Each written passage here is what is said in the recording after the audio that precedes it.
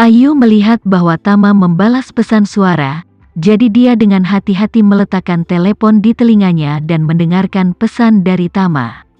Setelah itu, dia merendahkan suaranya dan menjawab, "Sayangku, jangan berbohong padaku. Saya kira Anda dan istri Anda tidak hanya dalam perjodohan, tetapi Anda berdua tidak pernah menikah dengan benar, bukan?" Tama tidak menyangka mata gadis ini begitu beracun, jadi dia menghindari membicarakannya. "Tidak perlu memberitahumu segalanya tentang masalah kita berdua, kan?" Ayu menjawab dengan sungguh-sungguh. Menghindari membicarakannya adalah manifestasi dari hati nurani yang bersalah. Selain itu, jika Anda berdua memiliki hubungan yang baik dan Anda menikah setelah menikah, maka Anda akan menikah selama 4 tahun dan Anda tidak dapat memiliki anak. "Aku yakin kalian berdua sudah menikah." Tama sangat tidak berdaya pada tebakannya, tidak mengakui atau membantahnya, dan berkata dengan ringan, "Bagaimana tebakanmu adalah kebebasanmu." Ayu segera menerimanya dan berkata, "Tama tidak ingin aku menebak, jadi aku tidak akan menebaknya." "Tama, jangan marah padaku." Saat dia berkata, dia tidak menunggu Tama mengungkapkan posisinya, dan buru-buru berkata lagi, "Ngomong-ngomong, aku ada janji dengan Nona Erik. Kami akan bertemu di Houston Group pada pukul 9 pagi ini untuk membahas detail kerja sama tindak lanjut. Saya tidak tahu kapan teman itu akan datang. Maukah kamu datang?" Tama menjawab, "Ada yang harus aku lakukan hari ini, jadi aku tidak akan pergi ke sana, tapi aku meminta Johan untuk menghubungi Melba. Saat kamu bertemu dengannya, dia juga harus lewat. Aku sudah berjanji akan membeli material untuk kapal kargo, dan pekerjaan keamanan terminal dipercayakan padanya, jadi dia juga akan bekerja sama denganmu di masa depan. Jika Anda memiliki persyaratan atau kebutuhan apapun, Anda dapat langsung menyebutkannya kepadanya." Ayu berkata, "Oke Tama, saya akan membahasnya secara detail dengan Miss Erik dan Tuan Johan." Saat dia berkata, dia tiba-tiba teringat sesuatu dan bertanya, "Ngomong-ngomong, Tama, apa kau akan menjemput Gemma di bandara hari ini?" Ketika Tama mendengar ini, dia tidak bisa menahan cemberut dan bertanya padanya, "Mengapa kamu mengatakan itu?" Ayu berkata dengan jujur, "Saya tahu bahwa Tama dan Gemma memiliki kontrak pernikahan, dan dikatakan bahwa keluarga mereka belum menyerah mencarimu selama bertahun-tahun. Dikombinasikan dengan pemilihan mendadak dari konser pertama tur di Jakarta itu, pada dasarnya bisa ditebak. Dia pasti melakukan ini dengan Tama. Karena Nona Gu datang dari jarak jauh, sebagai tuan rumah, wajar jika Anda pergi ke bandara untuk menjemputnya dari pesawat." Ketika Tama mendengar ini, dia tidak bisa menahan nafas. Ayu memang sangat pintar, bahkan cukup pintar untuk membuatnya tanpa sadar membuatnya waspada. Ketika Tama pergi ke bandara, Jeffy sudah mengetahui waktu keberangkatan pesawat pribadi Gemma dari salurannya sendiri. Kebetulan informan yang dia tempatkan di stadion memberitahu dia bahwa Gemma tidak akan tiba di stadion untuk latihan sampai sore hari. 2 titik waktu keberangkatan dan waktu latihan sangat konsisten, memberinya pemahaman penuh tentang rencana perjalanan Gemma. Dia merasa bahwa karena dia tidak akan mendarat sampai jam 12 dan sedikit lebih dekat, maka dia tidak perlu khawatir tentang pergi ke bandara. Jadi dia mengaku kepada bawahannya, berangkat tepat waktu pukul 11.30, dan berangkat ke bandara untuk menemui Gemma. Namun, yang tidak dia ketahui adalah Gemma sudah duduk di pesawat menuju Jakarta. Tama tiba di bandara pada pukul 9.30 pagi. Ketika dia tiba, Devano sudah tiba. Di bawah kepemimpinan Devano, Tama mengemudikan mobil ke bandara dan langsung menuju hanggar. Untuk mencegah identitas Gemma terungkap, Devano menggunakan hubungannya untuk memindahkan semua staf dan pesawat lain keluar dari hanggar yang dapat menampung 4 pesawat. Ini memastikan bahwa sebelum pesawat Gemma berhenti, dia dan Tama adalah satu-satunya di seluruh hanggar.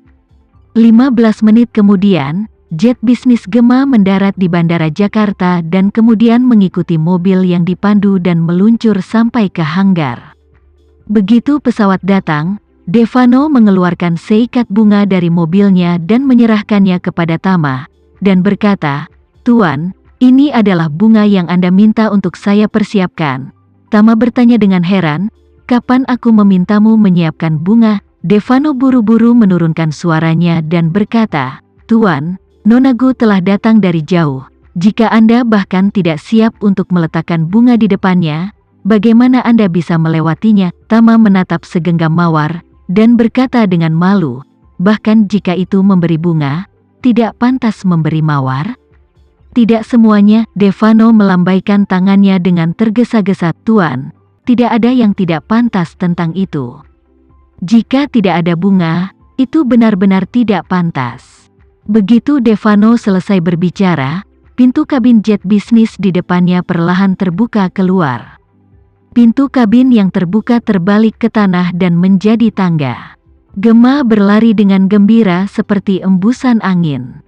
Tama. Melihat Tama, dia berteriak manis sepanjang jalan, lalu berlari ke arahnya, melihat seikat bunga di tangannya, dan berkata dengan penuh semangat, "Wow, Tama, apakah bunga ini untukku?"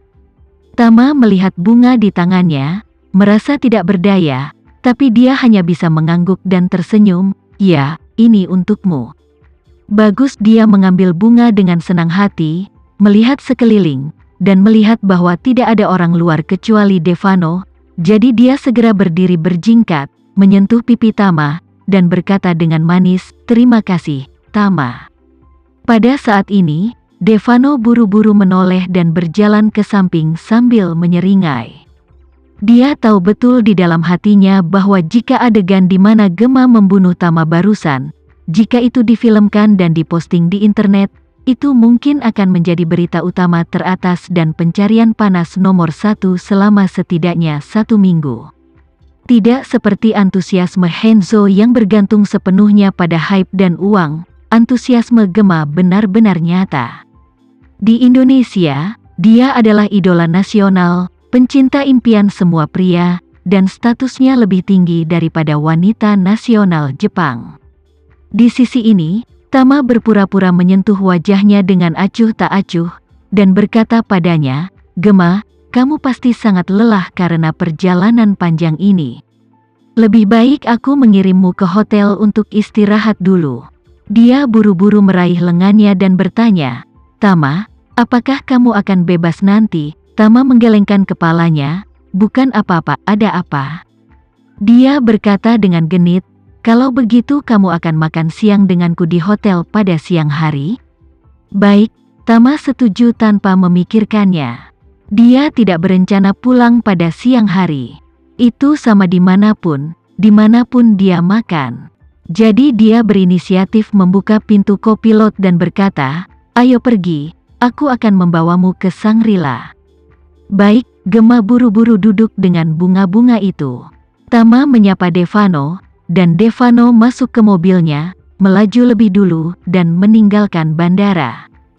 Dalam perjalanan, Tama bertanya pada Gema, "Gema, jam berapa Paman dan Bibi akan datang besok?" Gema berkata, "Mereka harus berada di sini sekitar jam ini besok, atau mungkin sedikit lebih lambat." Gema berbicara lebih lanjut, "Ngomong-ngomong, Tama, jika kamu tidak ada yang harus dilakukan besok pagi, kita bisa datang ke bandara untuk menjemput mereka bersama." Tama mengangguk dan berkata, "Oke." Kamu berbalik dan mengkonfirmasi waktu dengan mereka. "Kemudian kita akan bertemu di bandara bersama-sama." Gema segera mengeluarkan ponselnya dan berkata sambil tersenyum, "Jangan menunggu untuk berbalik, saya akan membuat panggilan video ke ayah sekarang." Tama berkata dengan tergesa-gesa, "Jangan terburu-buru untuk bertanya sekarang. Paman mungkin sedang bekerja. Tidak masalah jika Anda bertanya di malam hari." Gema melambaikan tangannya, "Tama, tidak apa-apa, aku harus memberitahu mereka tentang kedatanganku."